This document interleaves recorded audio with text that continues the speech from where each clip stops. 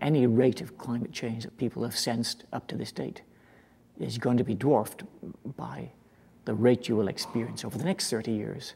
We're going to see hotter hots and lower lows, and the bulk effect will be to increase global temperatures. As water warms, that changes weather, as we see with increasing strength of hurricanes in the South Atlantic.